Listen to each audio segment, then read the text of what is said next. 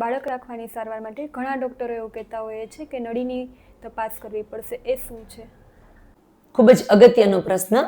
નળી એ વાળ જેટલું બારીક પોલાણવાળું અવયવ છે જે ગર્ભાશયથી અંડકોષ સુધી, અંડકોષમાંથી બીજ લઈ અને નળી સુધી પહોંચાડવાનું, અને જ્યારે સેક્સ થાય, શારીરિક સંબંધ થાય ત્યારે ગર્ભાશયમાંથી શુક્રાણુઓને નળી સુધી પહોંચાડવાનું 2 વે કામ કરે છે.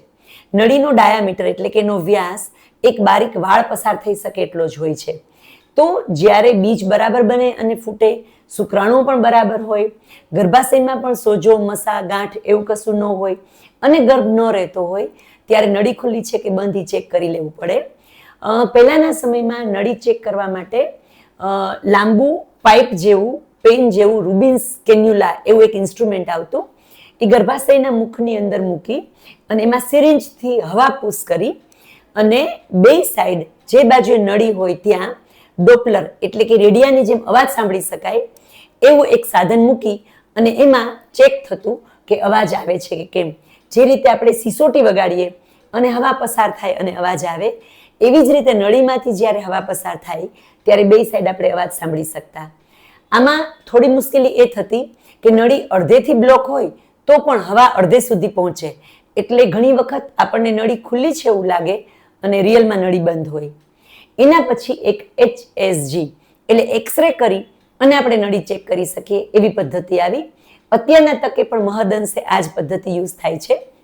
એમાં ગર્ભાશયની અંદર ઇન્સ્ટ્રુમેન્ટ મૂકી, જે એન્જિયોગ્રાફીમાં કે એમાં જે ડાઈ યુઝ થાય છે એવી ડાઈ ઇન્જેક્ટ કરીએ અને એ નળીમાં પસાર થઈ નળીમાંથી બહાર નીકળે એ આપણે એક્સરે કરીને ચેક કરીએ.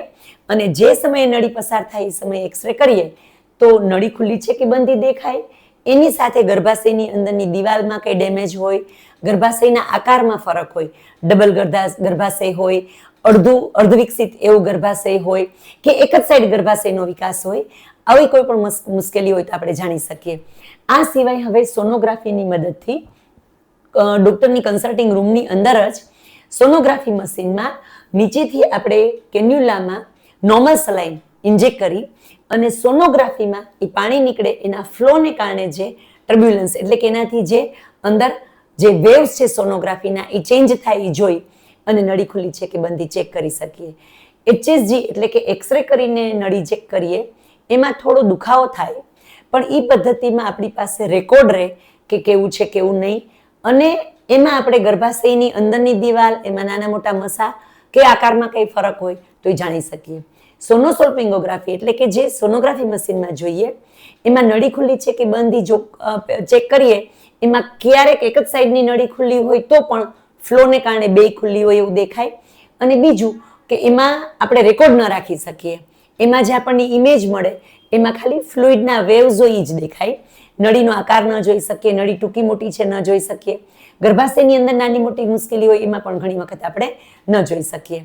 તો બે પદ્ધતિના થોડા ઘણા ફાયદા અને ગેરફાયદા બે છે.